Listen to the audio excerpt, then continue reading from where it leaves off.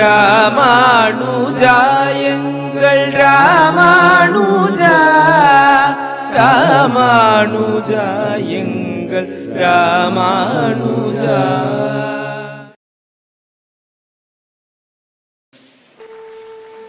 லக்ஷ்மீநாத சமாரம்பாம் நாதயாமன மத்யமாம் அஸ்மதாச்சார்ய பர்யந்தாம் வந்தே குரு பரம்பராம். யோ நித்யமச்சுதபதாம் புஜயுக்மருக்ம व्यामोहतस्तदितराणि तृणाय मेने अस्मद्गुरोर्भगवतोऽस्य दयैकसिन्धोः रामानुजस्य चरणौ शरणं प्रपद्ये. मातापिता युवतयस्तनया विभूतिः सर्वं यदेव नियमेन मदन्वयानाम्. आद्यस्य नः कुलपतेर्वकुलाभिरामं श्रीमत्पदङ्घ्रिवलं प्रणमामि मूर्धा. भूतं सरस्य महदावयभट्टनाथ श्रीभक्तिसारकुलशेखरयोगिवाहान् भक्ताङ्घ्रिवेणुपरकालयतीन्द्रमिश्रां श्रीमत्पराङ्कुशमनिं नतोऽस्मि नित्यं. बाहुलकं सकलसाम्पतिपूर्णचन्द्रं श्रीश्रीनिवासगुरुवर्यपदाब्जभृङ्गं श्रीवाससुहृतनयं विनयोज्ज्वलन्तं श्रीरङ्गदेशिकमहं शरणं प्रपद्ये.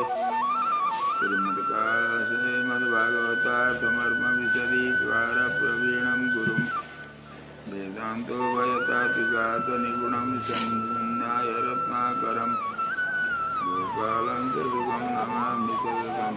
श्रीमन्त्रमन्त्रार्थदं लक्ष्मीनाथपदारविन्दमभयं मधुरक्षकं संभजे. व्यासं वसिष्ठनप्तारं शक्ते पौत्रमकल्मषं पराशरात्मजं वन्दे सुगतातं तपोनिधम्. सम्मानाय कलातेन मातावारतेन च उपब्रह्मितवेदाय नमो व्यासाय विष्णवे. करकमलनिदर्शितात्ममुद्रः परिकलितोन्नतवरिवरचूडः इतरकरग्रीतः वेत्रतोत्रु मम हृदि सन्निधिमातनोतु सौरिः. अग्रे कृत्वा कमपि चरणं जानुनैकेन तिष्ठन् पश्चात्पार्थं प्रणयसजुषा चक्षुषा वीक्ष्यमाणः सद्वेतोत्रं करसरसिजे दक्षिणे ज्ञानमुद्राम्. आविभ्राणो रथमधिवसनपातु न सुतवेदः कृष्णं कमलपत्राक्षं पुण्यश्रवणकीर्तनं वासुदेवं जगद्योनिं नौमि नारायणं हरिं. कृष्णाय यादवेन्द्राय ज्ञानमुद्राय योगिने नाथाय रुक्मिणीशाय नमो वेदान्तवेदिने. ज्ञानानन्दमयं देवं निर्मलस्फटिकाकृतिम् आधारं सर्वविद्यानां हयग्रीवमुपास्महे. यं प्रव्रजन्तमनुपेतमपेतकृत्यं द्वैपायनो विरहकातराजुहाव. पुत्रे तन्मयतया करभूमिने दुष्टं सर्वभूतहृदयं मुनिमानतोऽस्मि. श्री लक्ष्मी हरि वैकुंठनाथ भगवान को.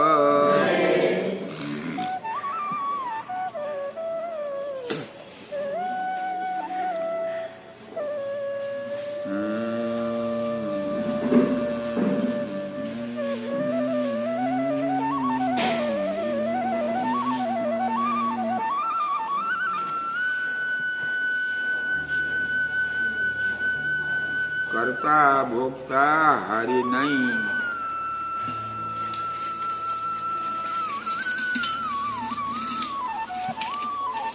ते तु ब्रह्महृदं नीतमग्ना कृष्णेन चोद्धृता. अहं ब्रह्म परं धाम ब्रह्माहं परमं पदम्.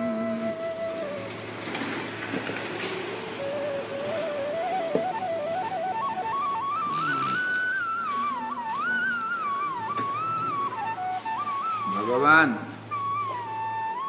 काम करते समय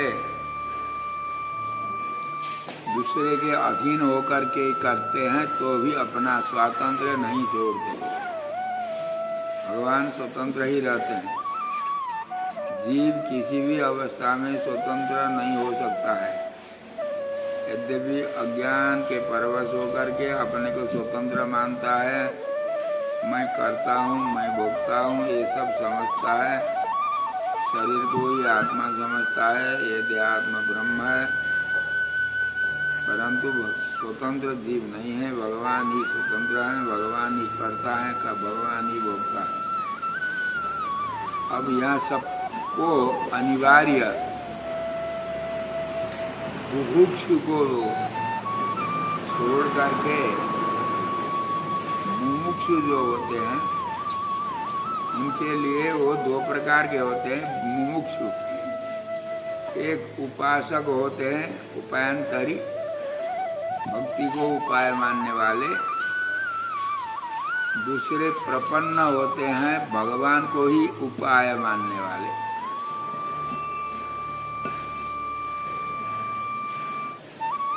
ये दोनों को भी अपने अपने स्वरूप का परिचय करना, उसके अनुसार आचरण करना अनिवार्य होता है।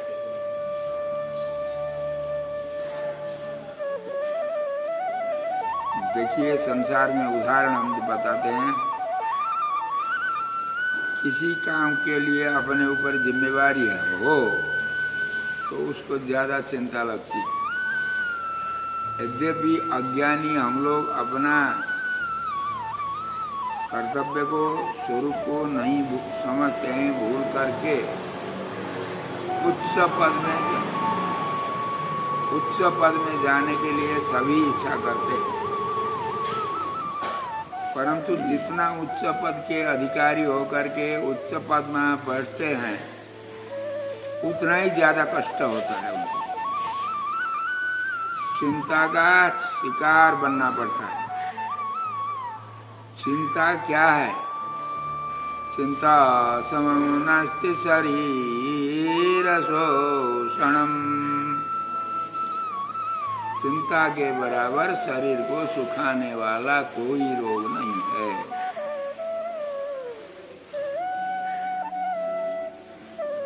विद्या समं नास्ति शरीर भूषणम। शरीर का अलंकार विद्या के बराबर कोई नहीं है। परंतु शरीर को सुखाने वाला चिंता से दूसरा कोई नहीं है।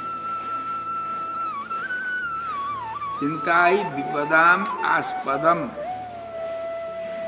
आपत्ति का उद्गम, उत्पत्ति स्थान चिंता ही है।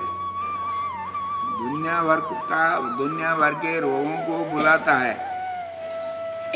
ये रोग, चिंता रोग, और सब रोग को आवाहन करता है। चिंता से क्या होता है? मानसिक रोग पैदा होता है। ध्यान से सुनना चाहिए। इसको हम ध्यान से करते हैं, हमारे मुख में ही ध्यान से है, बाहर कोई चीज ध्यान में कोई नहीं बैठे हैं। ऐसा जो भी हो, चिंता सबसे बड़ा रोग का उद्गम उत्पत्ति स्थान है। चिंता से मानसिक रोग होता है सबसे बड़ा रोग। मानसिक रोग का औषधि और रोगों की औषधि के अपेक्षा मानसिक रोग का औषधि दुर्लभ है, सुलभ नहीं है। कितने डॉक्टर वैद्य उसका उपचार करते हुए थक कर के अंतिम में क्या करते हैं? राय के दाना लेकर के उस चिंताग्रस्त बीमार को, वो पागल शरीर का होता है, उसको औषधि करने के बाद आराम नहीं होगा तो वो राय के दाना लेकर के उसको गिनने लगाते हैं। 2-4 मुट्ठी वहां रख देते हैं, ये कितने हैं गिनो। गिनने से रोग तो भगता नहीं है क्या? उसको इकट्ठा करना है दिमाग को। दिमाग दुनिया भर में फैलता है, इसलिए मानसिक रोग पैदा होता है। मानसिक रोग का औषधि बहुत दुर्लभ है। सामान्य रोग हो तो आराम भी होता है, नहीं तो ये असाध्य रोग में परिणत भी होता है। मानसिक रोग को नहीं भुलाना चाहिए। उसके सबसे बड़ा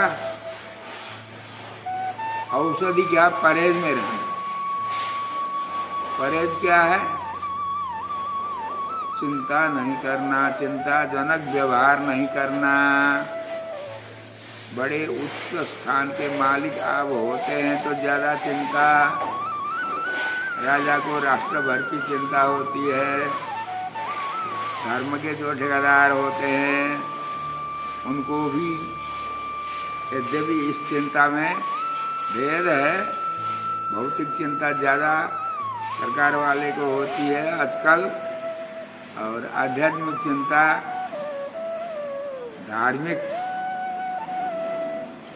व्यपदेश व्यक्ति को ज्यादा होती है। अलग अलग है तो भी उच्च पद में कोई भी रहते हैं, जिस विषय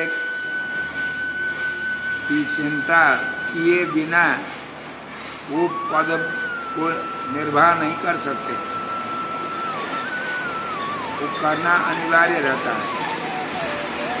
तो भी उच्च पद में रहने के लिए सभी इच्छुक रहते हैं, सभी चाहते हैं। उच्च पद में रहने वालों को ज्यादा चिंता होती है। इसलिए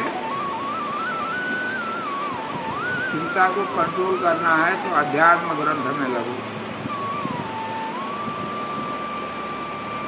सेवक बनने पर ज्यादा चिंता नहीं होती, मालिक बनने पर ज्यादा चिंता होती है। एक उदाहरण आप ले लीजिए।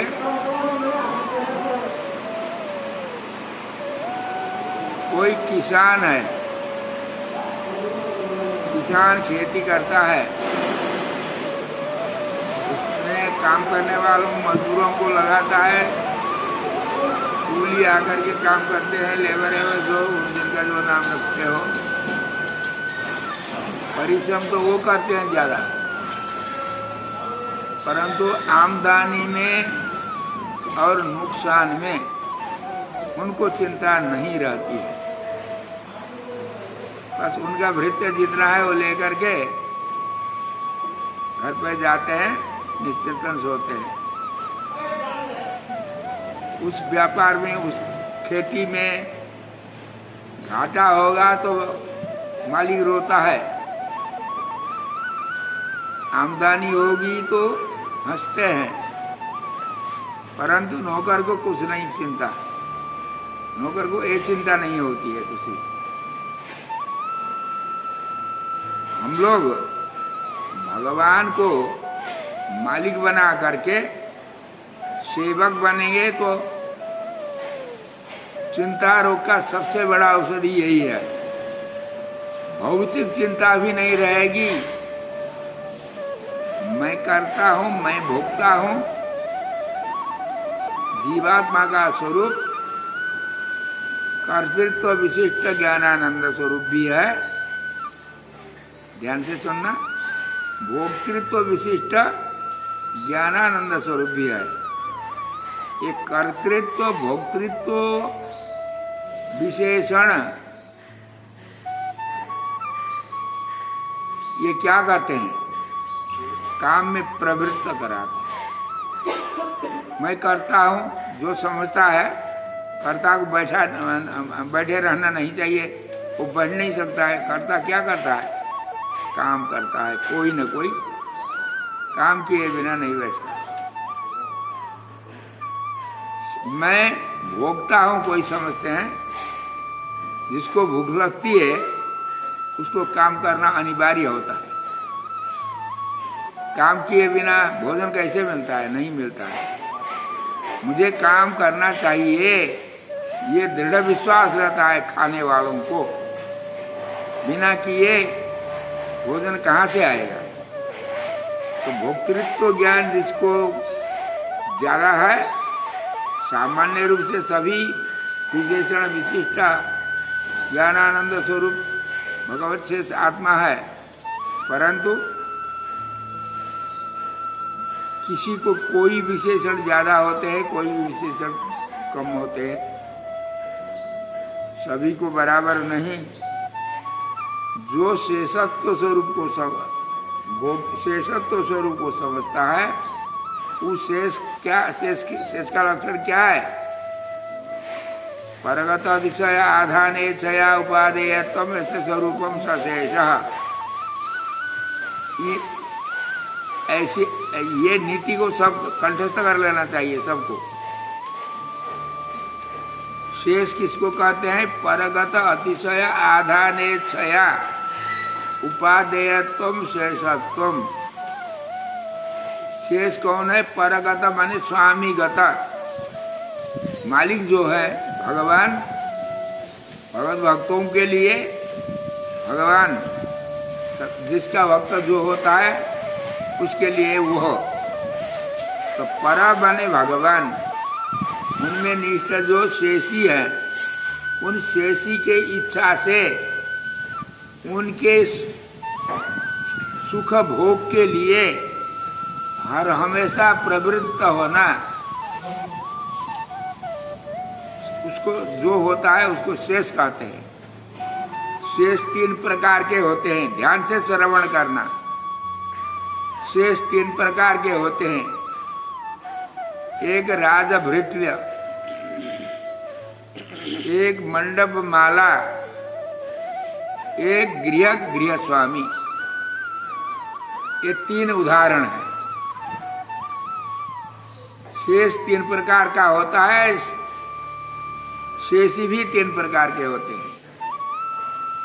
पहला जो है राजभृत्य, इन दोनों को स्वार्थ रहता है।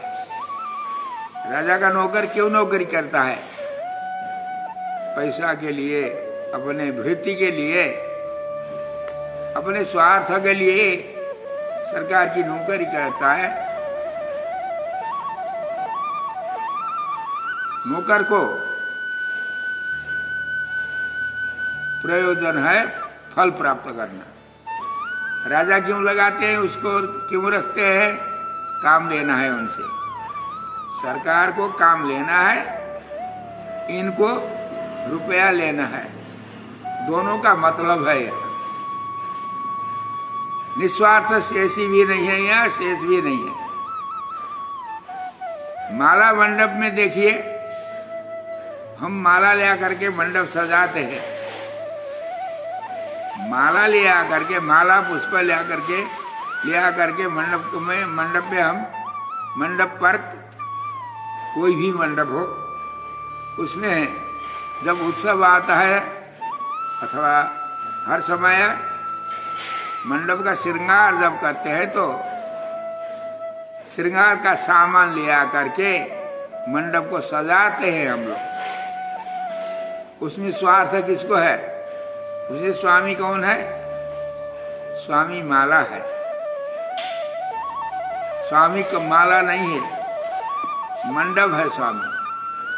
माला सेवक है। माला सेवक स्वामी को श्रृंगार करता है, परंतु वह माला को स्वार्थ नहीं है। मंडप श्रृंगार का आनंद माला नहीं लेता है, माला जड़ है।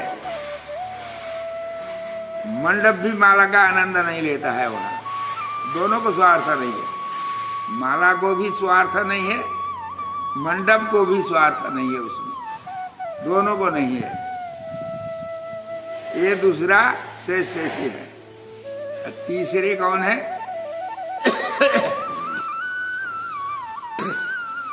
गृह और गृह स्वामी, घर का मालिक। घर को स्वार्थ क्या है? यहाँ मकान को स्वार्थ कुछ भी नहीं है। मकान अपने स्थान पर मालिक बनाते हैं, उसकी सुरक्षा सब कुछ मालिक करते हैं।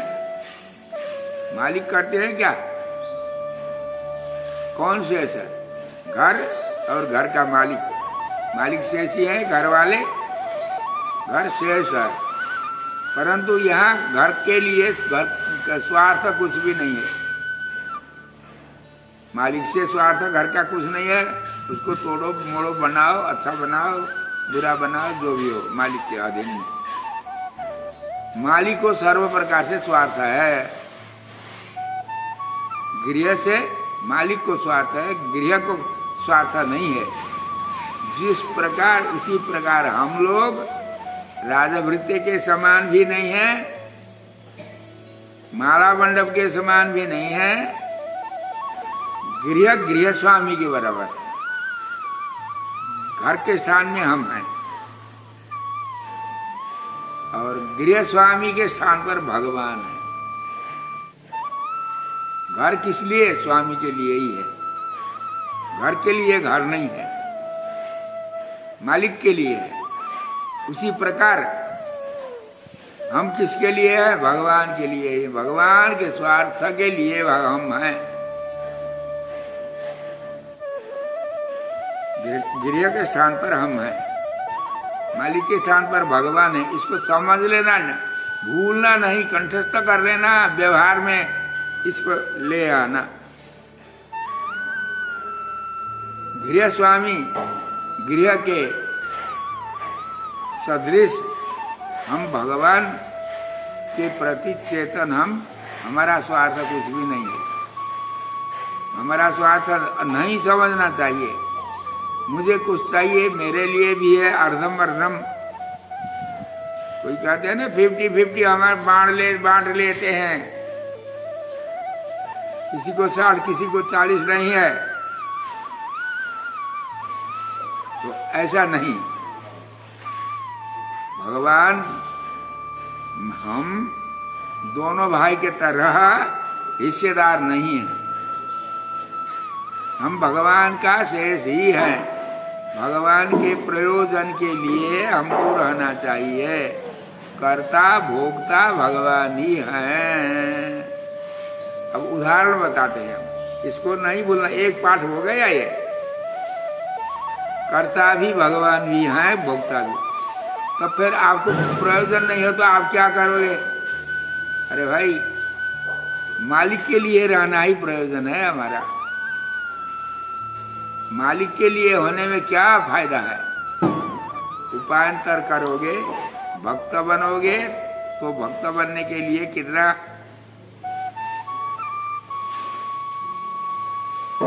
परिश्रम उठाना पड़ता है, कितनी बुद्धि लगानी पड़ती है, आगे बताएंगे हम। भक्तों के लिए भी प्रयोजन रहता है, चिंता रहती है। मुझे इतना करेंगे, श्रोतव्यो मंतव्य निधिध्यासितव्य। अष्टांग योग का अधिकारी बन करके तैलधारावत अविच्छिन्न स्मृति संतति आजीवन जब तक शरीर में रहते हैं तब तक करना चाहिए। तभी भक्ति योग का अधिकारी अपने तरफ से अधिकार सिद्ध होता है। उसमें भगवान की कृपा के बिना फल तो उसको भी नहीं मिलता है। भक्ति के बहाने से भगवान ही उपाय होते हैं। भगवान को ही उपाय मानना चाहिए। भगवान ही उपाय बन करके उनकी भक्ति में किया हुआ परिश्रम को देख करके भगवान ही उनका फल देते हैं, भक्ति नहीं। प्रपन्न बनने के लिए क्या होना चाहिए? अपना स्वरूप जानना चाहिए। हम क्या प्रपन्न के लिए भगवान ही सब कुछ है। हमने घर का दृष्टांत दिया। घर को जैसे मतलब नहीं है वैसे भगवान के लिए ही ये सब काम है। तो नुकसान में आमदनी में हमको चिंता नहीं है। स्वामी के लिए, हमारे लिए, स्वामी के लिए स्वामी ही चिंता करते हैं, स्वामी ही काम करते हैं, यही भोगता है। जब हम नहीं खाते हैं तो काम किस लिए? हम करते नहीं हैं। हम करते भी नहीं है। जो काम नहीं करते हैं, जिनके जिम्मेवारी अपने ऊपर नहीं है, उसको चिंता भी नहीं होती है। मानसिक रोग की आहुति पूर्णाहुति हो जाती है और फिर स्नान करके लौट जाते हैं हम लोग। ये व्यवहार में भी और पारमार्थिक काम में भी ध्यान से श्रवण करना इसका। परंतु जो करते हैं वही खाते हैं, हमको फल नहीं मिलता है तो फिर क्या? जीव का प्रयोजन क्या है? पुरुषार्थ जीव के लिए आप कहते हो धर्म अर्थ काम मोक्ष का। जीवात्मा के पुरुषार्थ 4 होते हैं। तो अंतिम पुरुषार्थ कहाँ गया? फिर भगवान ही भोगता है, भगवान ही करता है। आपने पहले दिन क्या कहा? हरिस्वभोग सिद्ध्यर्थम सततम यतते स्वयं तद्यत्न फलकृत्यानाम आत्मीयत्व ब्रह्मचित। चेतन यदि मैं करता हूँ, मैं भोगता हूँ समझेगा तो बस ब्रह्म है, ये भ्रांति है।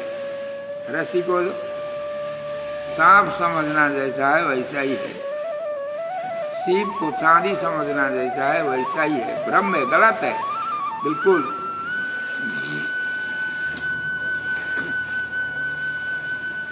तो फल क्या है फिर? फल तो स्वामी का फल ही सेवक का फल होता है। देखिए हम लोग भोजन करते हैं, प्रसाद पाते हैं। प्रसाद पाने पर किसकी तृप्ति होती है? समझते हैं हम लोग समझते हैं शरीर की तृप्ति होती है। कोई समझेंगे आत्मा की तृप्ति होती है। भूख किसको लगती है? उसी को तृप्ति होती है। भोजन करने पर, भोजन के अभाव में जिसको भूख लगती है उसी को भोजन करने पर तृप्ति होती है। भूख शरीर को लगती है ना। कितने लोग ऐसे बड़े बड़े ज्ञानी महात्मा शरीर को भूख लगती है कहते हैं, शरीर को भूख नहीं लगती है। शरीर तो जड़ है। यदि शरीर को भूख लगती है तो आत्मा निकलने के बाद भी भूख लगना चाहिए ना। आप अपने आगे सुलाते हो, राम नाम सत्य करके ले जा करके जलाते हो, क्यों जलाना? उसी को रखना, उसको भूख लगेगी, भोजन देते रहना। सोते हुए जिंदे आदमी को जैसे हम सेवा करते हैं, बीमार को भी जो कुछ नहीं कर सकते हैं उनकी सेवा जैसे करते हैं वैसे ही इनको भी सेवा करके हम घर में रखें।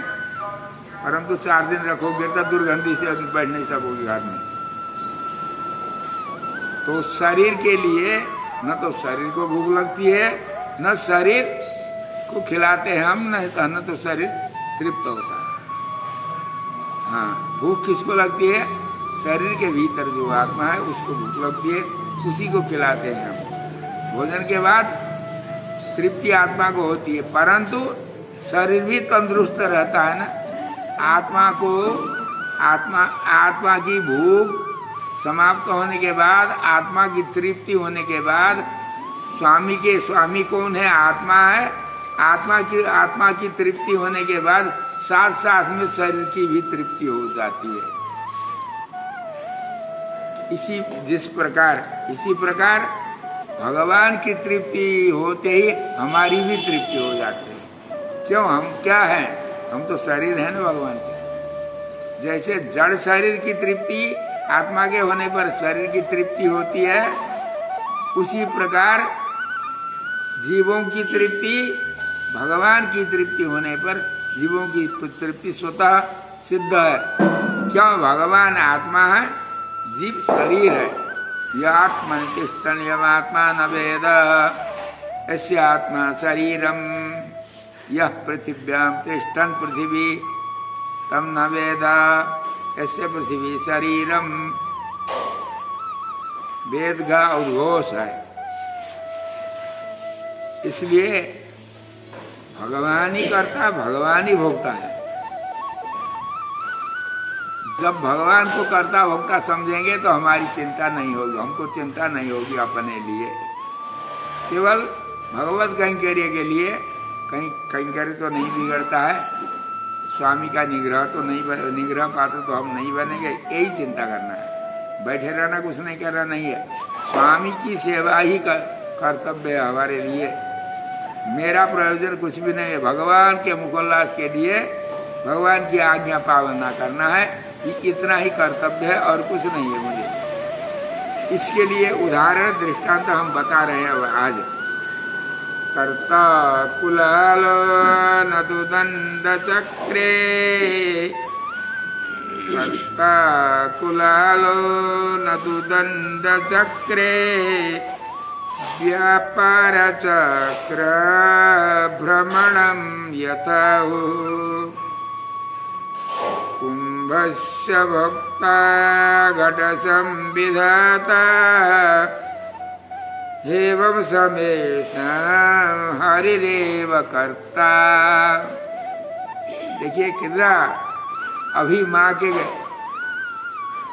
पेट से पैदा हुआ बच्चा न तो माँ से भोजन मांगता है, नहीं कुछ करता है, उसने माँ का कुछ भी उपकार नहीं किया, परंतु माँ पैदा होते ही उसको खिलाती पिलाती जो सेवा करनी है उस समय की, वो जब तक होशियार नहीं होता है बच्चा, वो अपना कर्तव्य समझ करके माँ करती है, उसमें स्वार्थ बच्चे को स्वार्थ कुछ भी नहीं है।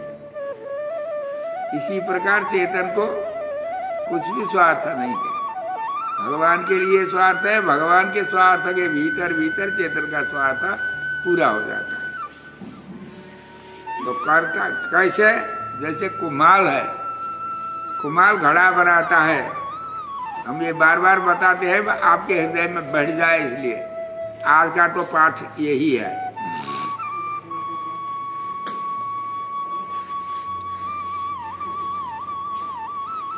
एक लकड़ी ले आता है, पत्थर ले आता है, चौड़ा पत्थर गोला पत्थर ले आ करके उसके ऊपर मिट्टी धरता है, लाठी से भी पत्थर को घुमाता है। वहां करता कौन है? कुम्हाल करता है, लाठी करता नहीं। यद्यपि लाठी के अधीन होकर के वो काम करता है, लाठी नहीं है तो चक्र घूमता नहीं है, नहीं घूमेगा तो फिर घड़ा नहीं बनता है। लाठी की भी आवश्यकता है, चक्र की भी आवश्यकता है, परंतु लाठी चक्र दोनों सहकारी कारण है, कारण करता नहीं है, सहकारी मात्र है। इसी प्रकार लाठी के स्थान पर जीवात्मा है, जीवात्मा केवल निमित्त मात्र है। निमित्त मात्रम भव सव्यसाचिन, भगवान उपदेश देते हैं। कौरव और पांडवों को निमित्त बना करके भगवान ने विश्व युद्ध करके विजय कर लिया। भगवान के लिए ही प्रयोजन है, वहाँ कर्ता भोक्ता सब कुछ भगवान अपने लिए करते हैं। अवतार में जिस प्रकार है उसी प्रकार भगवान सबके अंतर्यामी हैं, वे ही भगवान करता है। कुम्हार के स्थान पर भगवान, लाठी के स्थान पर जीवात्मा, पत्थर के स्थान पर शरीर। शरीर, पत्थर जब घूमता है, शरीर जब काम करता है, शरीर पत्थर घूमने पर घड़ा आता है और घड़ा बनता है। घड़ा से प्रयोजन है मालिक को, कुम्हार को। शरीर घूमने पर क्या होता है? शरीर घूमना माने शरीर से कर्म होना, कर्म करना। भ्रमण के स्थान पर, चक्र भ्रमण के स्थान पर कर्म है। इसका लक्षण क्या है? तज्जन्यत्वे सति तज्जन्य जनकत्वम व्यापार। व्यापार का लक्षण क्या है? व्यापार माने कर्म, कोई भी कर्म उसको व्यापार कहते हैं। व्यापार का लक्षण तज्जन्यत्वे सति तज्जन्य जनकत्वम। कुम्हाल के यहाँ समझो, तज्जन्यत्वे सति तज्जन्य जनकत्वम माने दंडजन्यत्वे सति दंडजन्य घटजनकत्वम चक्र भ्रमणे अस्ति। चक्र जो घूमता है वो घूमना क्या है? व्यापार है। उसमें क्या है?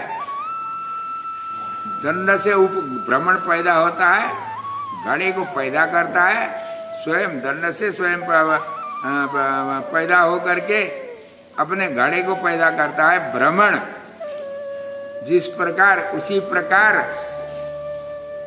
भगवान हम लोगों को दंड के स्थान पर, भगवान कुम्हार के स्थान पर रह करके जीव को घुमाते हैं,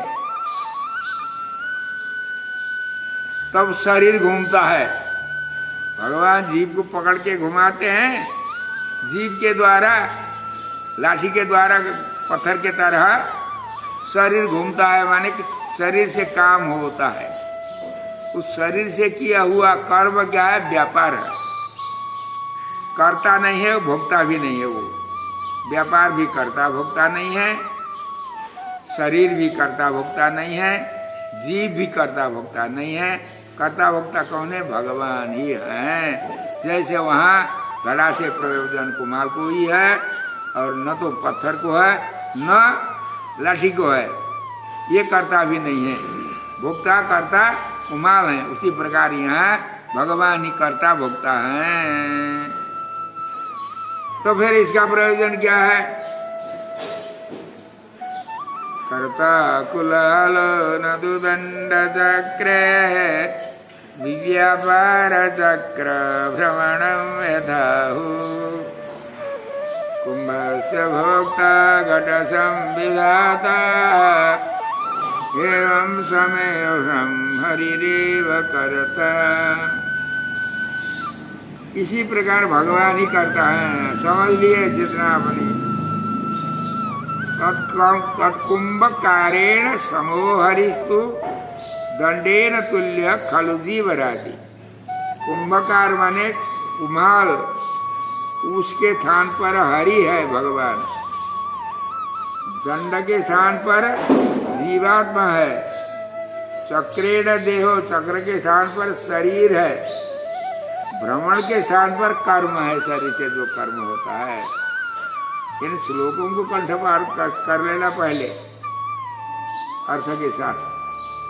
तत्कुंभकारेण समोहरिस्तु, नहीं तो प्रपन्न नहीं बन सकोगी कोई भी। प्रपन्न बनने के लिए ये ज्ञान होना चाहिए, भगवान के ऊपर रक्षाभार समर्पण करना ही, करके भगवान के ऊपर निर्भर रहना, भरोसे भगवान के भरोसे रहना ही शरणागति है।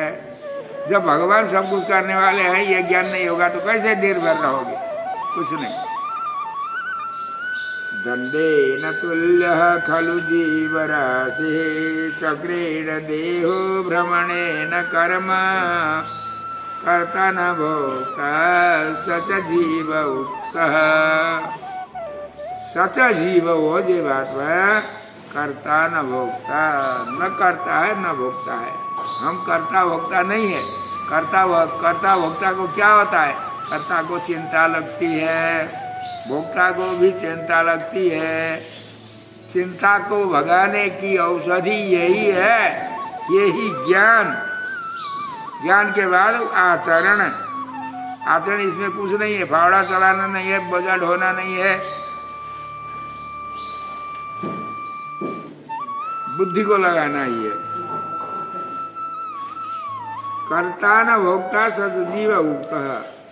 कर्ता भी नहीं है, भोक्ता भी नहीं है जीव, तो इनको चिंता की आहुति हो जाती है। ये सबसे बड़ा मंत्र है। हम लोग चिंता से मर रहे हैं सभी।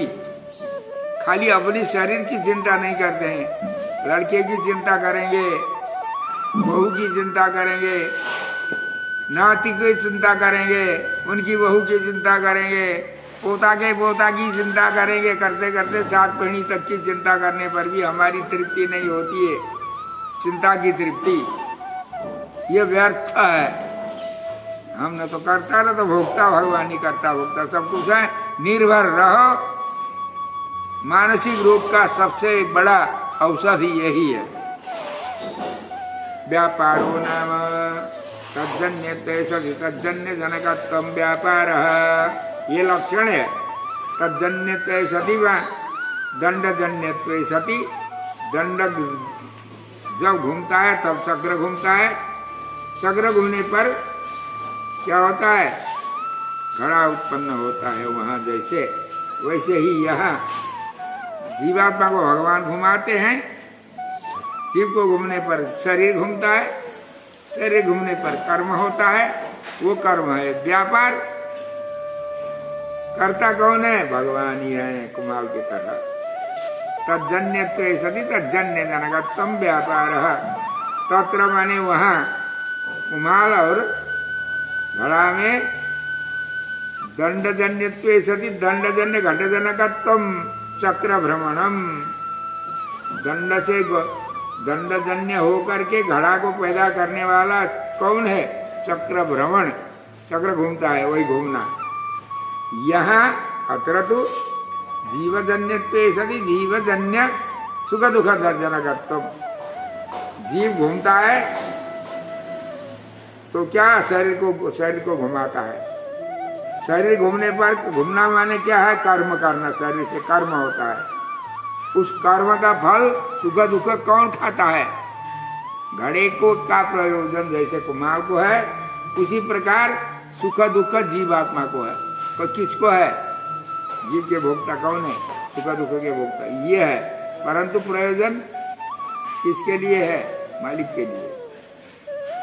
तज्जन्यते सुख दुख जनकत्वम कर्म व्यापार। सुख दुख जनक कर्म से क्या होता है? सुख होता है या दुख होता है। सत्कर्म करोगे सुख होगा, दुष्कर्म करोगे दुख होगा। वो क्या है? व्यापार मात्र है। वो कर्ता भोक्ता भगवान ही है। कैसे? जीव का पुरुषार्थ कैसे? इसको कंठस्थ कर लेना, पंक्ति को ही हम जो बता रहे हैं। तदनुभव जनित प्रीतिकारित अभिनिवेश जन्य। ये अभिनिवेश जन्य के स्थान पर कैंकर्य जन्य दूसरा पाठ है, अर्थ एक ही है। कैंकर्य कहने से आप लोगों को बोझा लगेगा, भारी लगेगा। कैंकर्य का अर्थ समझोगे, काम करना है, यही काम से हैरान हो रहा हमको, फिर वहां जाकर के भी कैंकर्य करना है तो हम उधर की चिंता छोड़ देंगे। ऐसी बुद्धि शायद किसी की होगी, तो उस बुद्धि को भगाना अपने यहाँ से।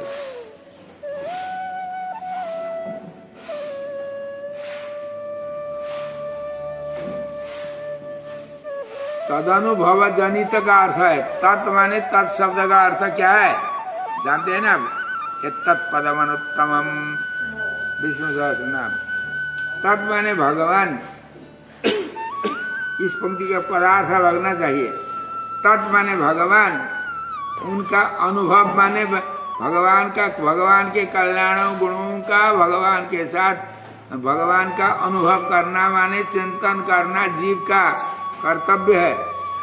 वो तदनुभव भगवान के अनुभव करने पर जनित माने उससे पैदा होने वाला क्या है? प्रीति। भगवान का अनुभव करने पर क्या होता है? प्रेम उत्पन्न होता है। हम लोग संसार के विषय का, जो विषय हमारा इष्ट है उसका अनुभव करने पर प्रेम होता है ना। बच्चों को खिलाते फुसलाते हैं, सब कुछ करते हैं हम लोग, बच्चे के ऊपर प्रेम होता है।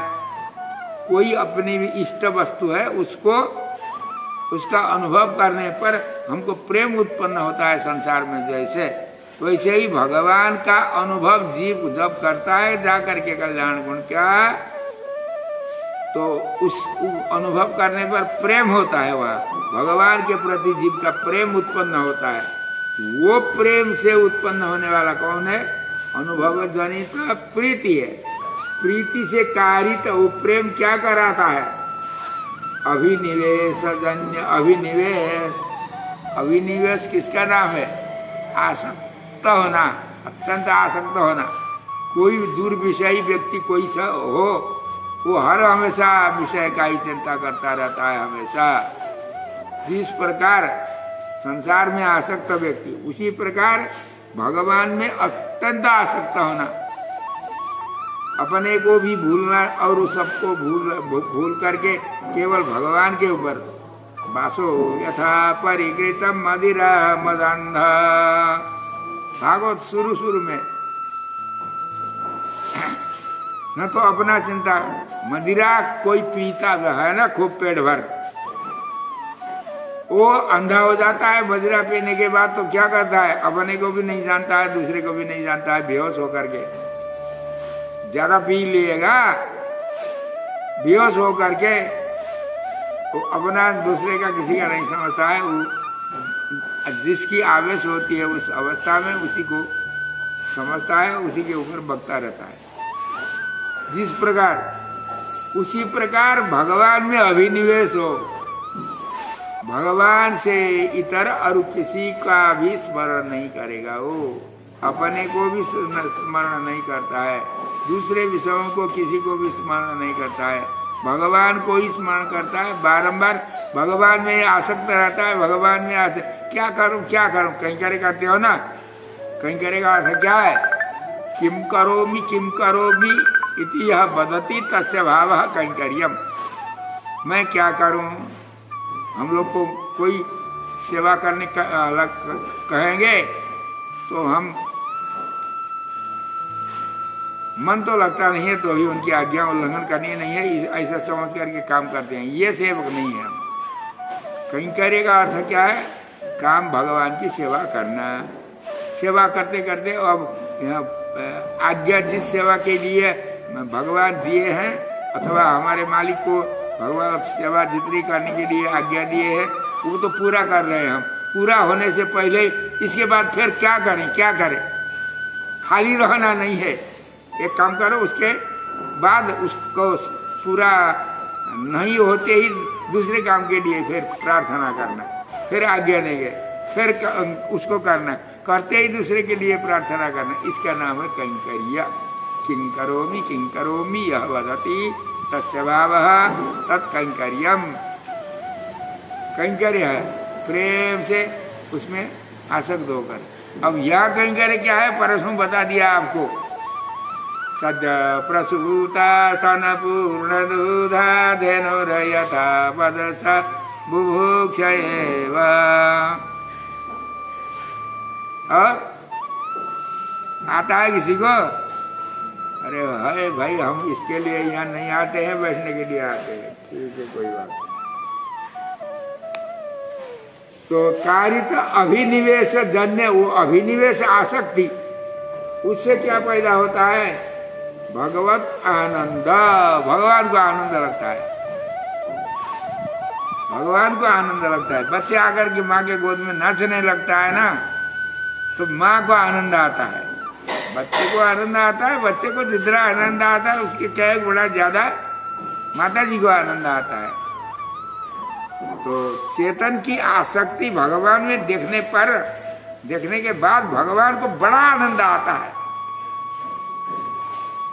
अभिनिवेश जन्य, चेतन की अभिनिवेश माने आसक्ति।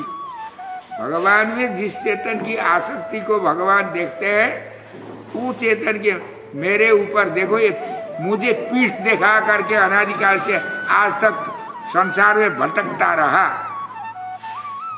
अभी मेरे साथ आकर के इतना आसक्त हो रहा है। धन्य हो भगवान। इसकी आसक्ति भगवान में, अभिनिवेश आसक्ति देख करके भगवान को बड़ा आनंद होता है। उस आनंद को देख करके जीवात्मा फिर स्वयं क्या करता है, देखो मैं तुच्छ जीव कहीं का संसारी, कहाँ से आया, इसके अनुभव से भगवान को इतना आनंद हो रहा है, भगवान को इतना बड़ा आनंद हो रहा है। धन्य, ये जीवात्मा का आनंद है, ये मोक्ष है। यदि संसारी दृष्टांत देना हो, किसी पंचविंशति वार्षिकी नवोढ़ा अपने मालिक के लिए उस अवस्था में जैसे आसक्ति होती है, वो भी होते हैं उसी प्रकार।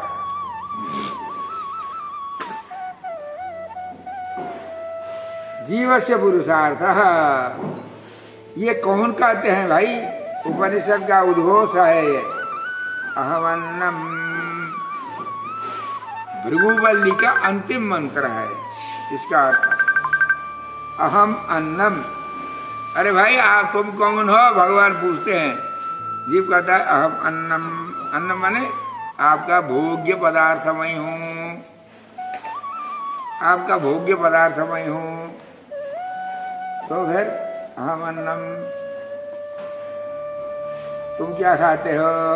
अन्नम अनंतम तम भुक्त्वा, मुझे अनुभव करने वाले आपको, आपका अनुभव करके अहम तृप्यामि, मैं तृप्त हो जाता हूँ। भगवान के आनंद को देख करके जीवात्मा आनंदित होता है। ये जीवात्मा का पुरुषार्थ है। इसके लिए जीव को कुछ करना नहीं है, भगवान ही सब कुछ करते हैं। भुक्त्वा तृप्यामि। देखिए अब चारों ओर से दीवार लग गई। खुला कहाँ है? एक ही किवाड़ खुला है भगवान के तरफ, उधर ताको बैठो। अब भगवान के भरोसे रहे बिना और कोई रास्ता नहीं है। सत भगवान, और भगवान क्या करते हैं?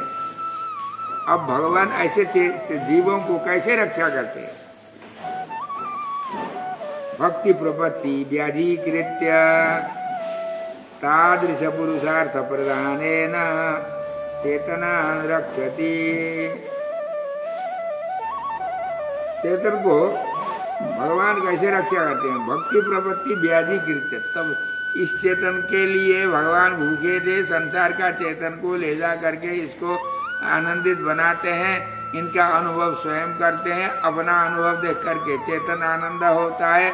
यावत आत्मा भावी, जब तक भगवान और आत्मा रहेंगे काल तत्व पर्यंत सदा सर्वदा के लिए वो पुरुषार्थ है। ये इसके लिए भगवान क्या कर, इससे क्या चाहते हैं? इससे काम कराए बिना, कहीं करे कराए बिना, इसकी इच्छा के बिना यदि भगवान स्वयं इसको फल नहीं दे सकते हैं क्या? ये प्रश्न है। फल दे तो सकते थे, परंतु दिया नहीं जाता है वो फल। वो फल नहीं होता है। फल नहीं होता है तो क्या, कुछ नहीं होगा तो क्या फल देंगे? पुरुषार्थ माने पुरुष माने जीवात्मा, उससे अर्थना प्रार्थना करने पर ही दिया जाता है जो उसको पुरुषार्थ कहते हैं। जीवात्मा के मांगे बिना भगवान नहीं दे सकते, नहीं देना चाहिए, भगवान नहीं देते हैं। देने पर पुरुषार्थ नहीं होता है, वो फल का नाम फल पुरुषार्थ नहीं होता है। एक दूसरा सर्वमुक्ति प्रसंग हो जाता है, लीला विभूति की पूर्णाहुति हो जाती है। फिर बद्ध मुक्त व्यवस्था, कृत विप्रनाश किया हुआ पुण्य आदि कर्म का विनाश होगा, कुछ नहीं, बिना किए हुए कर्म का फल भोगना पड़ेगा। तो दूसरे के लिए दूसरा कोई काम नहीं कर देता है, अपने लिए ही करता है, तो ये सब व्यर्थ आपत्तियां आ जाएंगी। इसलिए भगवान जीवात्मा से मंगवा करके ही अपने को देते हैं।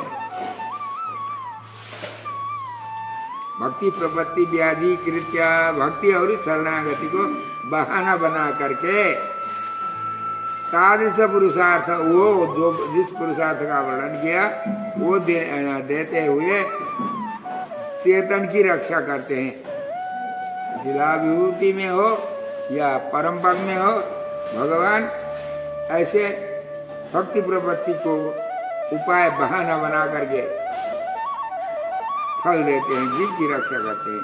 भक्ति प्रपत्ति अधिकार,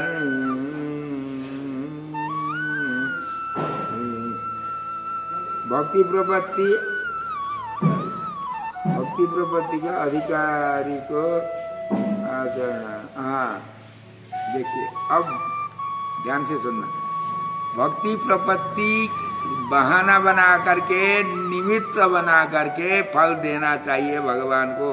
भक्ति प्रपत्ति भक्ति को या प्रपत्ति को का हेतु नहीं है ये, तो भी उसका बहाना निमित्त, उसका ब्याज बना करके फल देना चाहिए, देते हैं भगवान। वो फल देने के लिए भक्ति प्रपत्ति उपाय तो होना चाहिए ना, बहाना बनने के लिए भी तो उपाय होना चाहिए। भक्ति कैसे उपाय होगी, प्रपत्ति कैसे उपाय होगी, इसके ऊपर विचार कर रहे हैं।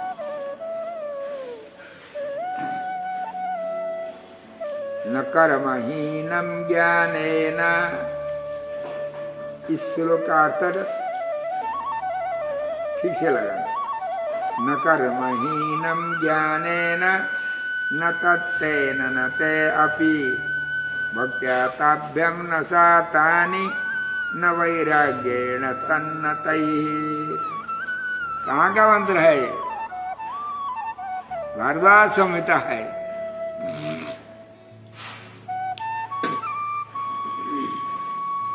अब कर्म उपाय है, ये सब भगवान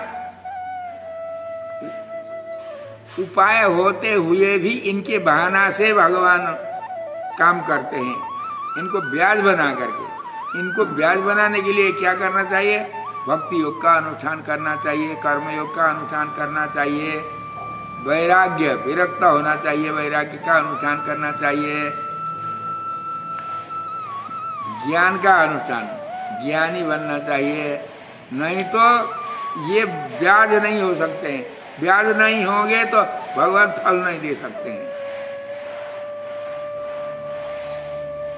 ध्यान से, कठिनाई नहीं है, समझोगे तो सरल है, नहीं समझने पर मेहनत करना है। कर्म उपाय है कि नहीं? कर्म उपाय नहीं है कोई कहेगा, हम ही बता रहे हैं कर्म उपाय नहीं है, भगवान ही उपाय है। तब बहाने कैसे कर्म का बहाना बनाओगे आप? बहाना बनाने के लिए भी उपाय होना चाहिए ना। शास्त्रों में प्रमाण है कर्म उपाय है। हाँ, बहुत प्रमाण है। कर्मणैव संसिद्धिम आस्थिता जनकादयः। जनक आदि जो राजा थे, कर्मणैव संसिद्धिम आस्थिता, कर्मयोग से ही सिद्ध हो गए, भगवान को प्राप्त कर लिए। प्रमाण है ना शास्त्र में। गीता का वचन है, सर्वत्र और सब जहाँ मिलते हैं ऐसे प्रमाण। कर्मणैव संसिद्धिम आस्थिता जनकादय। कर्मयोग से ही, माने कर्मयोग की प्रधानता है। सभी के लिए सभी होते हैं, परंतु एक को अंगी बना करके दूसरा को अंग बना करके ही उपाय होते हैं। सभी बराबर नहीं होते हैं। ज्ञान कर्म समुच्चयवाद नहीं है। तो एक अंगी बनते हैं, एक को अंगी बना करके दूसरों को अंग बना करके उपाय होते हैं। कर्मणैव संसिद्धिम आस्थिता जनकादय। जनकादि राजा कर्मयोग से मुक्त हो गए। आप कहते हो न कर्मणा न प्रजया धनेन। कर्म से नहीं होता है, प्रमाण है फिर उपनिषद का ही वचन है। न कर्मणा, कर्म से भगवत प्राप्ति नहीं है। कर्म न कर्मणा न प्रजया, संतान उत्पन्न करके भी आप कर रहे हो ना, जिनके संतान नहीं है, मर्दा पनी पिंड पानी न मिली छूटने स्वर्ग पनी। संतान नहीं है तो पिंड पानी न मिली छूटने से स्वर्ग पनी कहते हैं, परंतु वो न प्रजया न धने, न प्रजा के द्वारा नहीं, धन के द्वारा नहीं, कर्म के द्वारा, न कर्मणा न प्रजया धने न। कैसे? त्यागे नहीं के अमृतत्ववान सु। त्याग से ही भगवान मिलते हैं। सर्वधर्मान परित्यज्य कहते हैं ना, सभी छोड़ दो, मुझे पकड़ो, मेरे चरण को ही पकड़ो। तो फिर कर्म को उपाय भी बताते हैं, कर्म को उपाय नहीं है भी बता रहे। ज्ञान उपाय है बताते हैं, ज्ञानांधृते न मुक्ति ही अज्ञान संसार। अज्ञान से संसार होता है, ज्ञान से मुक्ति होती है कहते हैं, परंतु न ज्ञान है ना, यहाँ बता रहे ज्ञान भी उपाय नहीं है। फिर भक्त्या, भक्ति से मीन स्नान रत फणी पवन भुक, मीन स्नान रत फणी पवन भुक में शस्तु पर्णसना नीरासि खलु चातक प्रतिदिनम श्वेते बिले मूषक भस्मोद्धूलन तद परोसतु खरः ध्यानानुरक्तो बकः चिंतेषां फलमस्ति भो नहि फलम भक्तिम प्रधानम बिना। भक्ति के बिना कुछ नहीं है। मीन स्नान रहता, मछली स्नान करते। गंगा स्नान से यदि मुक्ति होती है तो जितने गंगा जी में, नदी में, गंगा में मछली है, सबकी मुक्ति होनी चाहिए, उनकी मुक्ति नहीं होती है। इसलिए स्नान करने से भी मुक्ति कुछ नहीं है, गंगा स्नान से भी मुक्ति नहीं मिलती है। मीन स्नान रहता, यदि गंगा स्नान से मुक्ति होती तो मछली को मुक्ति होना चाहिए, नहीं होती है। मीन स्नान रहता फणी पवन भुक, बहुत से लोग भूखे रहते हैं, प्राणवायु को पूरा कुंभक रेचे करते ही रहते हैं, वायु खा के सांप के तरह, उससे मोक्ष होते हैं नहीं। फणी पवन भुक, सांप अजिंगर पवन को खा करके जीता है, वो भी मुक्ति नहीं होती है उसकी भी। मैं सस्तु पर्णासना, जितने फलाहारी होते हैं ना बाबा जी, सूखे पत्ते को खाते हैं, घास खाते हैं कोई, उससे मुक्ति होती है क्या? नहीं। बकरा पशु जितने भी हैं सब घास से जीते हैं, इनकी मुक्ति नहीं होती है, तो फलाहार करने से भी कुछ नहीं। निराशी खलुचा तक, जल भी नहीं पीते हैं कोई, निर्जला बैठते हैं ना। भगवान शास्त्रों में जिस दिन जो नहीं खाना नहीं पीना कहते हैं, उस दिन भूखे रहो, ठीक है, परंतु मनमाना भूखे रहो तो आप हिंसक बनोगे। शरीर में रहने वाले देवताओं की हिंसा कर रहे हो आप। मेषस्तु पर्णासना निराशी कत खलु चाटक प्रतिदिनम सेते बिले मूसगा। गुफा में बैठने से घर सर छोड़ करके सब जाते हो, घर में झगड़ा हुआ, क्या हुआ, सुविधा नहीं हुई, काम करना पड़ा, आलसी पंडित, जाओ गुफा में बैठो, ध्यान करके बैठो। जंगल में गए, बैठे तो गए, परंतु भोजन महाराज वहां नहीं मिलते हैं। गुफा में बैठने से यदि किसी को मिलता तो चूहा है ना, चूहे को मुक्ति मिलना चाहिए, वो सब गुफा में बैठता है हमेशा।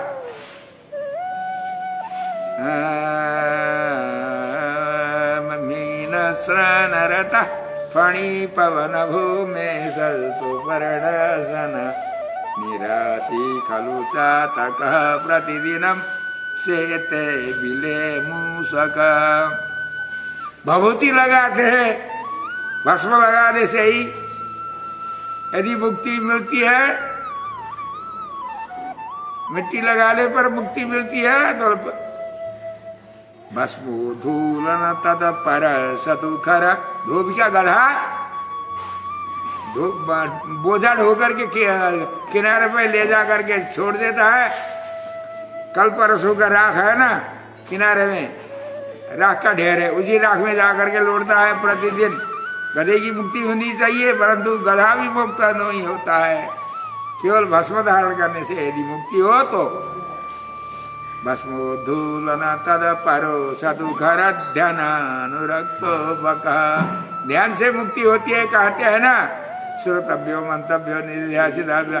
ध्यान से ही मुक्ति होना हो तो बगुल्ले की मुक्ति होनी चाहिए। बेचारा सवेरे सवेरे आप लोग 8 बजे से 9 बजे तक सोते रहते हो, बगुल्ला 4 बजे उठ करके बेचारा तालाब में जाता है। हिंसा होगा, कोई मरेंगे, धीरे धीरे से पैर रखते हैं। एक बार हमारे रघुनाथ जी गए वहां का पंचवटी में गए थे, पुष्करणी में सवेरे सवेरे बिहान सवेरे उठ करके बगुल्ला जाता रहा। भगवान रघुनाथ जी दिखते रहे, भैया भी थे साथ में। वो बगुल्ला क्या करता रहा, धीरे धीरे पैर को रखता था, जल के बीच में जा करके खड़ा होता है, ध्यान करके बैठता है। भगवान राम ने कहा इनसे, देखो भाई ये कितना भक्त है, सवेरे सवेरे उठता है और जल में जा करके ध्यान करता है, जल के बीच में, गंगा के बीच में, पुष्करणी के बीच में खड़े हो करके। इतना ही नहीं, जब पैर को यहाँ से वहाँ रखना हो धीरे से रखता है। जोर से पैर रखें तो मछली मर जाएगी, मुझे हिंसा का पाप लगेगा, इसलिए धीरे धीरे पैर रखता हूँ। ऐसा सोच करके धीरे पैर रखता है जल में। भगवान रघुनाथ जी ने कहा वहां के मछली, एक मछली बच गई थी, बगुले के आहारा हो गए थे सब। तालाब के भीतर से मछली बोलती है, महात्मा जी आप क्या जैसे हो वैसे ही सबको समझते हो। सहवासी विजानाति सहवासी विचेष्टितम बकम किम वर्णे से राजन एनाहम निष्कुलीकृत। मछली कहती है सरकार, जिसने मेरे वंशों को सबको निर्मूल कर दिया, खाया, धीरे से पैर क्यों रखता है वो बगुला? मछली भाग जाएगी इसलिए धीरे से पैर रखता है, हिंसा के डर से नहीं है। सहवासी का स्वभाव सहवासी जानते हैं, एक दिन आने वाले अभ्यागत क्या जानेंगे आप। तो बगुला ध्यान करता है तो भी उसकी भी मुक्ति नहीं है। निराशे खलु चातक प्रतिदिनम से ते भिले मूसक बसो धूमन तद पर सतु घर ध्यान अनुरक्त बक किंतेषा फलमस्ति भ नहीं फलम। इन लोगों के लिए फल मिलेगा क्या? मुक्ति नहीं। फलम भक्ति प्रधानम बिना, भक्ति प्रधान है, भक्ति के बिना कुछ नहीं मिलता है, भक्ति से मुक्ति मिलती है। तो जाति पाति का भेद भी कोई भक्ति के लिए अधिकार है कि नहीं? भक्ति माने प्रेम से भगवान का चिंतन करते रहना, यही है। कोई भी चिंतन कर सकता है। कर्म के लिए शास्त्र ने जो मर्यादा बताया उस अनुसार करना चाहिए, परंतु ध्यान चिंतन करने के लिए कोई भी कर सकते हैं। देखिए ना,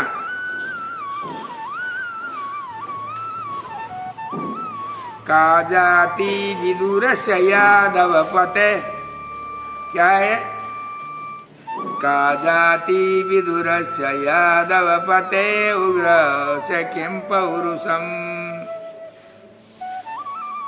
कुब्जाया कमनीय रूपमधिकम किम तत् सुधाम्नो धनम भक्त्या तुष्यति केवलम न च गुणैर भक्ति प्रियो माधव। विदुर की जाति क्या थी? यदि जाति से वह मुक्ति देते भगवान तो विदुर को नहीं देना था, विदुर की मुक्ति दे दी है भगवान। उग्रसेन ने क्या तप किया था? उसका पुरुषार्थ क्या था? कुछ नहीं। उनको भी भगवान स्वीकार कर लिए। व्याधस्य चरणम ध्रुवस्य च वयो, धर्म व्याधा ने मरे हुए व्यक्ति को मार करके नहीं, मरे हुए व्यक्ति का मांस, पशु का मांस ले आकर के माता पिता की सेवा करता था धर्म व्याधा। उनके यहाँ बड़े बड़े पंडित विद्वान, 9 विद्वान, यहाँ 11 जने शायद, शंका का समाधान करने के लिए उनके पास जा करके ज्ञान प्राप्त कर लिए। तो व्याधस्य चरणम, उसका आचरण क्या था? ध्रुवस्य च वयो, यदि आचरण से ही मुक्ति होती तो व्याधा क्या आचरण करता? और बड़े आदमी होकर के ही परिश्रम करके ही भगवान को प्राप्त कर लेना चाहिए। ये बुद्धि किसी की हो तो ध्रुवस्य च वयो, ध्रुव की उम्र कितनी थी? 5 साल का बच्चा गया, भगवान का अनन्य भया, भगवान के लोक में गया ऊपर। कहा? जहां जाना था। ध्रुवस्य च वयो विद्या गजेंद्रस्य गा, पढ़ने से कोई को किसी को मुक्ति होती है? कुछ नहीं होती है। पंडित होकर के मुक्ति को मोक्ष प्राप्त कर लिया किसी ने, आप इतिहास कहीं मिलता है आपको? कहीं। पढ़ने पर मुक्ति नहीं, पढ़ने विद्या तो हथियार है। हथियार लेके जाओ, हंसुआ लेकर के जाओ, घास काट के ले आओ, गैया को दो तो पुण्य होगा। उसी हंसुआ से गाय का पूंछ काटो तो पाप लगेगा। जिस प्रकार, उसी प्रकार विद्या हथियार है, उसको अच्छे काम में लगाओ, भगवान में लगाओ तो तुम्हारे कल्याण होगा। यदि वह खराब काम में लगाओ तो तुम्हारा विनाश होगा। विद्या से भी कुछ नहीं। किम तत् सुधाम्नो धनम, धनी को ही मुक्ति मिलती है क्या? सेठ जी को ही मुक्ति, महाजन को ही नहीं। सुदामा कैसे थे? भिखमंगा थे, उनको ही भगवान स्वीकार कर लिए। कुब्जाया कमनीय रूपम अधिकम, सुंदरी को मुक्ति मिलती है कोई कहोगे? कुब्जा कितनी सुंदरी से 3 जगह टेढ़ी थी, भगवान ने अपने अंगूठे से दबा करके सीधा कर दिया बिचारी को। तो सुंदरी को मुक्ति होना हो, सुंदर को मुक्ति होना हो तो कुब्जा को मुक्ति नहीं होनी थी। कुब्जाया कमनीय रूपम अधिकम किम तत् सुदाम्नो धनम, धनी को मुक्ति नहीं। भक्त्या तो सति केवलम न सगुणैर भक्ति प्रिय माधव, तो भक्ति से ही मुक्ति होती है। इतना वर्णन करते हैं, परंतु यह क्या बता रहे? न कर्महीनम ज्ञानेन। देखिए अब फैसला, ये तो अपने अपने तरफ से वादी और प्रतिवादी अपने अपने विषय को पेश किया अदालत में, कोर्ट में। अब न्यायाधीश का फैसला सुनिए आगे, जज का, सर्वोच्च कोर्ट में। न कर्महीनम ज्ञानेन, देखो भाई, ज्ञाने न कर्महीनम, पंडित अर्थ ऐसे लगाते रहे एक दिन। कर्महीनम, कर्म के बिना ज्ञाने न करते थे, ऐसा नहीं, अन्वय करना ढंग से। ज्ञाने न, जहाँ हीन शब्द होता है वहां तृतीयांत कर्ता होता है, वो ज्ञाने न साधन होता है। ज्ञाने न हीनम कर्म न, ज्ञान से रहित जो कर्म होगा वो न माने उपाय नहीं होता है। कर्म उपाय होता है, परंतु ज्ञान के बिना का कर्म उपाय नहीं होता है। ज्ञान नहीं है। कैसे? अमुक कार्य, शास्त्रों में क्या लिखा है? अमुक कार्यम कुरु, अमुक कार्यम मा कार्षि, अहर संध्याम उपासिता, प्रांगमुखो भुंजीता, ये सब शास्त्र की आज्ञा है। तो परंतु प्रांगमुखो अहर संध्याम उपासिता, रोजाना संध्या बंधन करो। यदि जो रोजाना प्रतिदिन संध्या बंधन नहीं करते हैं, उनके लिए भगवान अच्छी लाठी तैयार करके रखे हैं, उससे उनकी पिटाई होगी। देहावस्था से लेकर के शरीरावसान समय में ही उनकी पिटाई अच्छी होती है, या यहाँ से जाने पर भी। संध्याहीनो असुचिर नित्यम अनर्ह सर्वकर्मसु, संध्या बंधन जो नहीं करता है, संध्या बंधन के साथ जप नहीं करता है, तो जो कोई वो सर्वकर्मसु अनर्ह, किसी भी काम करने का, वैदिक काम करने का अधिकारी नहीं होता है, कदापि नहीं होता है, निरर्थ है वो। संध्याहीनो असुचिर नित्यम अनर्ह सर्वकर्म, अनधिकारी होता है। इसमें क्या जानना चाहिए? तो संध्या ज्ञानेन हीनम कर्म न उपाय, ज्ञान के बिना कर्म, संध्या बंधन तो कर्म है, उसमें ज्ञान के बिना करोगे तो कुछ नहीं होगा। ज्ञान कैसा चाहिए? संध्या बंधन करने वालों को क्या जानना चाहिए? संध्या बंधन करने से क्या फल मिलता है, न करने नहीं करने पर क्या होता है, कैसा करना है, वो तो संध्या विधि में लिखा हुआ, इस विधान से करो। परंतु उस विधान से करने के लिए आधार क्या है? ज्ञान है। ज्ञान क्या है? नहीं करोगे तो दंड मिलेगा। भगवान के ऋणी हैं, ब्राह्मण आदि जितने भी वर्ण मनुष्य है सब भगवान के ऋणी हैं। ज्यादा ऋणी ब्राह्मण है, उससे 16 आना के ऋणी ब्राह्मण, 12 आना के क्षत्रिय, 8 आना के वैश्य, 4 आना के उससे आगे के वर्ण है। इसी प्रकार परिश्रम ज्यादा नहीं कराना। जिसको जैसे एक ही घर में ब्राह्मण है और ब्राह्मणी है, ब्राह्मणी को सदाचार कम है, फल बराबर मिलता है, मुक्ति ब्राह्मण को भी मिलेगा, ब्राह्मणी को भी मिलेगा, अनुकूल यदि दंपति हो तो। परंतु आचरण सदाचार करते समय स्त्री जाति प्रति मास महीना 7 दिन के कुछ नहीं कर सकती है, इसे विशेष आचरण नहीं कर सकती है।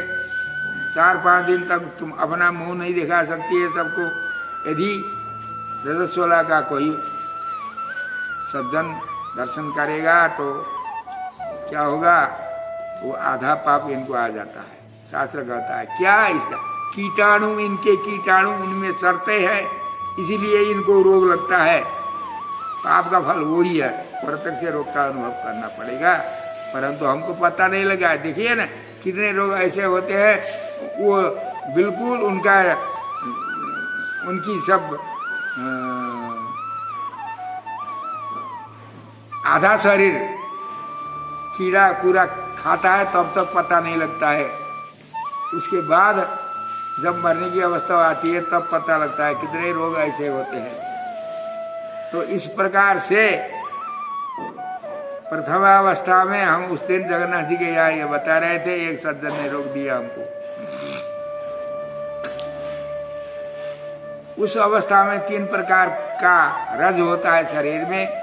एक प्रकार के रज को बाहर छोड़ देना चाहिए, दूसरे नंबर का रज से गर्भ बनता है, तीसरे नंबर का रज से पीता है वो माँ के नाभि से बच्चे के नाभि तक नस नाड़ी का संबंध होता है, उसके द्वारा इनको अपने अपने स्थान में उपयोग करना चाहिए।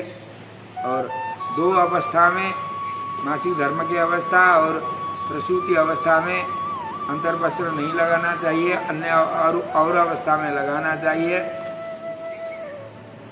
तो इस प्रकार आचरण करना चाहिए। तो नहीं करने पर क्या होता है, दंड मिलता है। करने पर भगवान के ऋणी है, खाली ऋण चुकाया जाता है। भगवान का मुखोल्लास होता है, बस उतने में संतोष रहते हैं भगवान।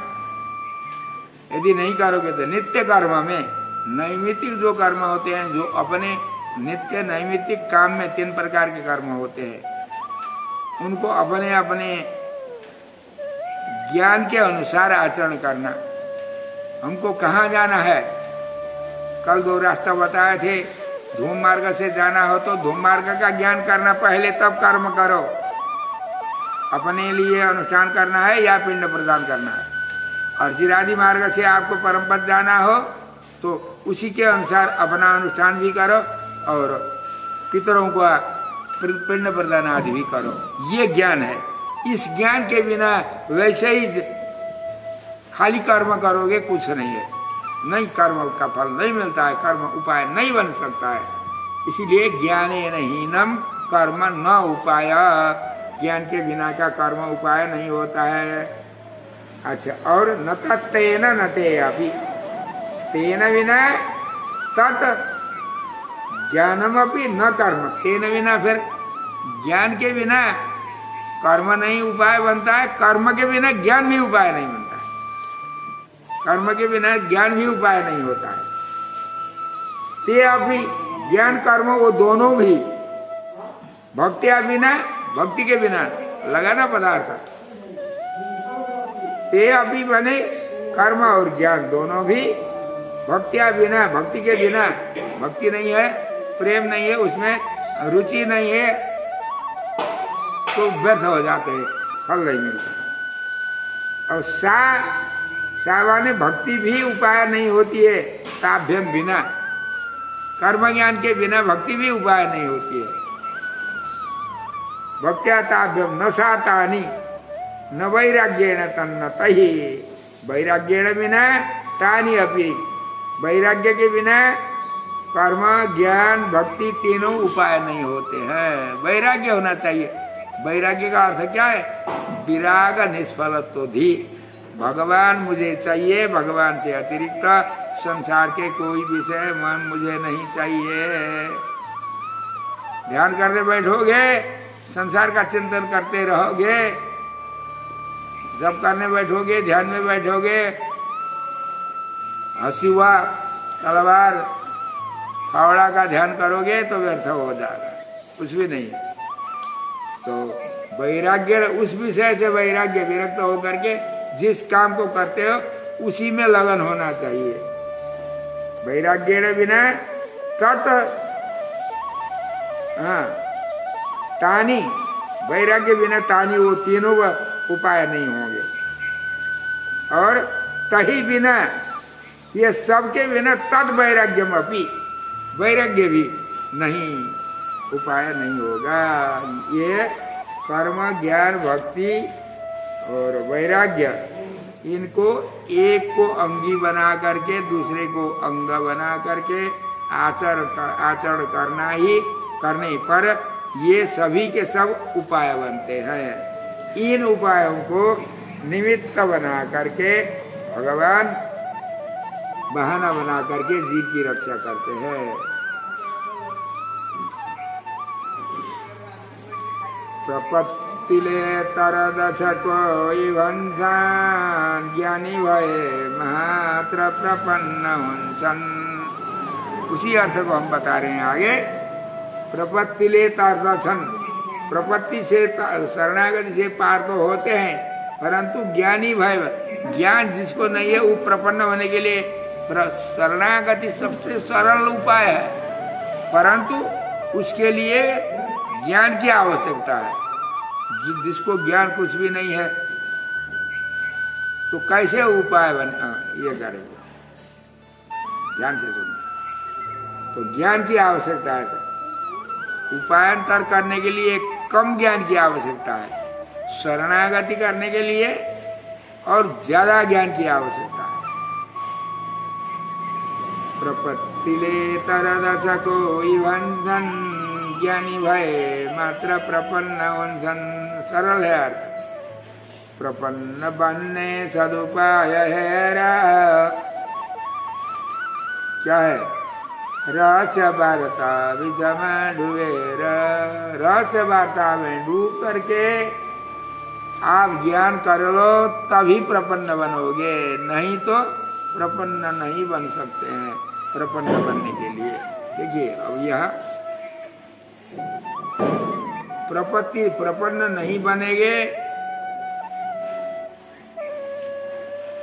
भक्त बनते हैं। भक्तों के लिए न तत्कर्मणा, वो जो श्लोक बताया, जिसका अर्थ बताया, वो आचरण होना चाहिए। भक्ति उपाय, भक्ति को उपाय बनाने के लिए, अर्थात भक्त बनने के लिए, प्रपन्न बनने के लिए अपना स्वरूप जानना चाहिए। भक्त भी नहीं बन सकते हैं, प्रपन्न भी नहीं बन सकते हैं, तो क्या करना? भक्त भी कोई नहीं बन सकते हैं और प्रपन्न भी नहीं बन सकते हैं। उनके लिए क्या है? देखिए, कर्मयोग, ज्ञान योग, भक्ति योग, प्रपत्ति योग, ये चार उपाय हैं। ये चार का अनुष्ठान किसी का भी कर सकते हो तो करो, बनता नहीं अहंकार मत करो, पंचम उपाय निष्ठ बनो। ज्ञानी महापुरुष जैसे हमारे भाष्यकार भगवान रामानुज स्वामी हैं, अस्मद गुरु और भगवतो से दैहिक सिंधु हम लोग कहते हैं, ऐसे आचार्यों का ही सर्वस्व मानना, उनके मुखोल्लास के लिए आचरण जितना बनता है उतना करना, उनका ही अनुसरण करना, उनके चरणारविंद परम पद में प्राप्त करना ही मुक्ति मानना। इससे बड़ा उपाय कोई नहीं है। ये कैसा है? पानी कहाँ है भाई? मुझे प्यास लगा है। एक प्यासा व्यक्ति पानी ढूंढता हुआ आता है, किसी ने बता दिया पानी वहाँ है, ब्रह्मांड के बाहर जल का आवरण है, वहाँ पानी है। ब्रह्मांड के ऊपर जल का आवरण है, वहाँ का पानी कोई उठा करके अभी पी सकता है क्या? यहाँ प्यासा व्यक्ति नहीं। और कुछ आगे गया, दूसरे व्यक्ति से पूछा पानी कहाँ मिलता है भाई? अरे भाई, पानी तो बादल में मिलता है, आसमान में बादल है, वो समुद्र का पानी पी करके ऊपर आता है, उनमें पानी है। बादल का पानी हम पी सकते हैं? नहीं है। हमको जब प्यास लगती है तब वर्षा होती है क्या? नहीं, मुख में वर्षा नहीं होती है, चातक पक्षी की तरह। वो भी दुर्लभ है। उससे वो भी दुर्लभ है। और दूसरा पानी कहाँ मिलेगा? दूसरा पानी सपौदे कहते हैं हमारे यहाँ। श्रावण भादव के महीना में जहाँ नदी नाला सब जगह पानी होता है। कोई आदमी गए थे श्रावण में यात्रा करते समय, जिस स्थान में पानी था उस पार होना मुश्किल से पार होते थे। वैशाख के महीना में किसी ने पूछा प्यास लगा, पानी कहाँ है? तो फलाने जगह पर पानी है। हम सावन में गए थे, पानी था हुआ। भाई सावन का पानी अभी नहीं है, सूख गया। वो पानी भी सुलभ नहीं हुआ। अब दूसरा पानी कहाँ मिलता है भाई? कहो ना मर रहे हैं हम प्यासे। अरे भाई यही है पानी, जमीन को खोद के निकालो ना, जमीन के भीतर पानी नहीं है क्या? है पानी। अब प्यासा व्यक्ति कहाँ का जमीन के भीतर का पानी निकाल करके पी सकता है क्या? नहीं पी सकता है वो भी। तब क्या करोगे? अरे भैया हम तो मर रहे हैं। अरे भाई आज अक्षय तृतीया का दिन है, वैशाख का महीना है, हम धर्म करते हैं। दूध मिलाया हुआ शरबत पानी लेकर के हम खड़े हैं, यहाँ घड़ा भर पानी है, पियो जितना चाहे। लोटा लिया आओ, लोटा की लोटा पानी पिलाया, तृप्त हो गया।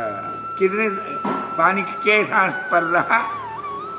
5 स्थान पर पानी रहा, परंतु लोटा का पानी से फायदा हुआ और पानी हम नहीं पी सके। इसी प्रकार कर्मयोग, ज्ञान योग, भक्ति योग, प्रपत्ति योग, शरणागति ये नहीं कर सके तो पंचम उपाय जिसको कहते हैं आचार्य निष्ठा। आचार्य के लक्षण होना चाहिए, ज्ञान भक्ति वैराग्य आचार्य के लक्षण जिनमें है उनको गुरु कराना, उनके पीछे उनके आज्ञा में रहना। परंतु उनको अपने सदृश मनुष्य भाव करोगे तो वो भी उपाय नहीं हो जाएंगे। अपचार से बचना, आगे कथा आती है, अपचार से बचना और भगवत भागवत अपचार नहीं करना, असह्यापचार नहीं करना और कुछ नहीं उनकी आज्ञा पालना करना। उनको ही क्या प्रमाण है? प्रमाण क्या है? प्रमाण अनेकों प्रमाण, सबके प्रमाण है, आचार्य के ही प्रमाण है। बयंतु श्रृंखला लग्न रामानुज पदाब्जयो हो।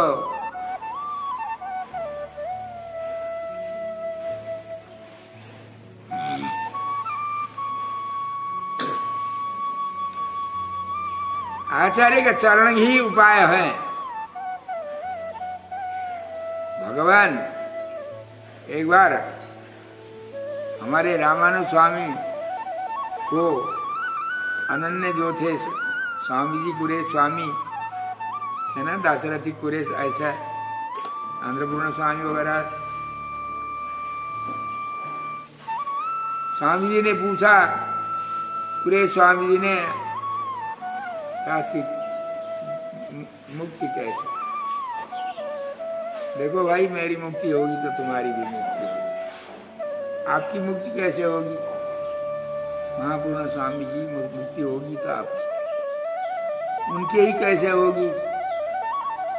और यमुनाचार्य स्वामी की मुक्ति हो जाएगी तो होगी, उनकी कैसे होगी?